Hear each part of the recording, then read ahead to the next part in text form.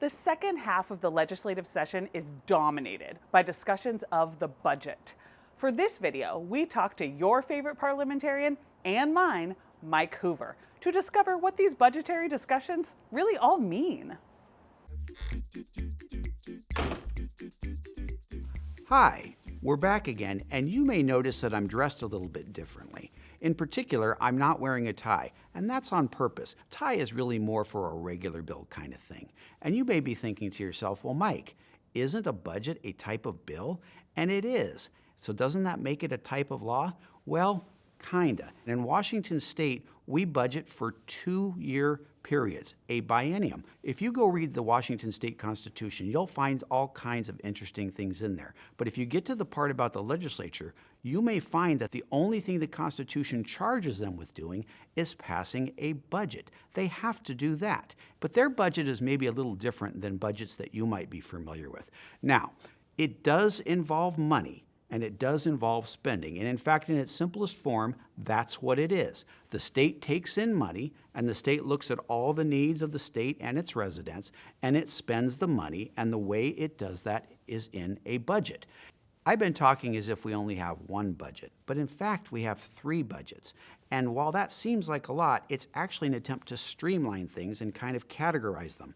The first budget I'm going to talk about is the operating budget. We can call that the big budget. And that's probably the one you're thinking of when you think about budgets. That's where your schools are, your health care, your parks, all that kind of stuff. It's hundreds and hundreds of pages and many billions of dollars with all the operations, it's right in the name, all the operations, well, most of the operations of the state are in that operating budget.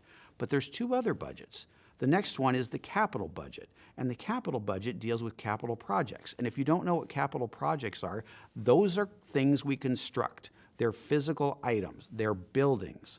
They can be a pier, they could be a port, they could be an airport. They are buildings. The reason we separate those out is because they are not ongoing.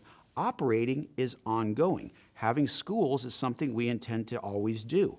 Building an airport only is for as long as we're building the airport. Once we build the airport, we're done building it.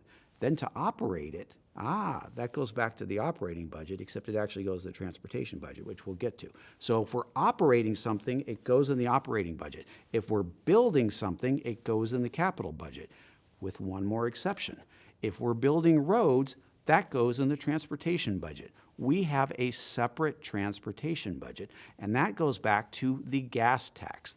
Gas tax is the main way that we fund transportation projects, and that gas tax is actually protected in the Constitution. So for all kinds of reasons, we have a separate transportation budget that funds our roads and our ferries and state patrol and things related to transportation. Those are the 3 budgets. Each of them is made for a 2-year period. So I've told you what the legislature does in the budgets, but where do they get these numbers? Do they just make them up? Well, kind of. Actually, many decades ago, in what we might think of budgeting-wise as the bad old days, they used to just make them up. And sometimes we got lucky and it worked out, and sometimes we got not so lucky and it didn't work out. So a while ago, after a big time when it didn't work out, some smart people got together and said, hey, let's not do it this way anymore.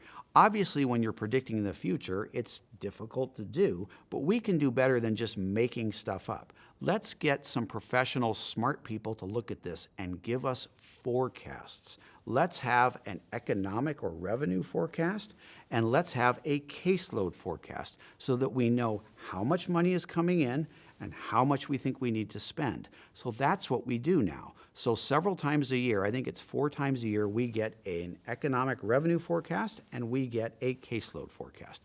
The economic revenue forecast is just like what it sounds like. It is very smart economist type people looking at all of the data, both for our state and the nation, and saying, we think the economy is going to do this well, and we think we're going to get this much revenue in. And over here, a different group of smart people looks at everything, mostly demographics, population change. People move out of the state, people move into the state, people age and new kids come into school, all that kind of stuff. The caseload forecast looks at how many kids do we actually think are going to show up at school next year? How many people do we think are going to use our parks? How many people do you think, I hate to say it, the police might need to arrest?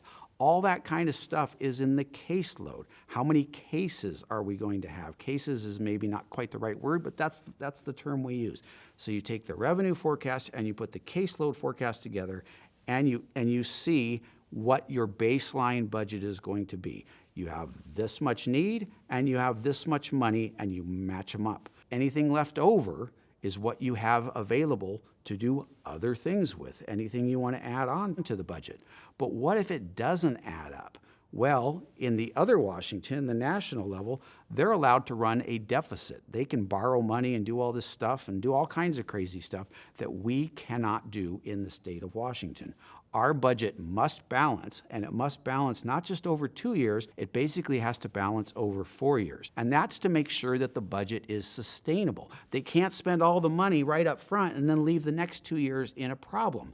If there's an economic downturn or something happens to the economy or something like that, well, it can be a challenge. You can either cut the needs or you can raise the revenue. And those are tough choices the legislature has to make.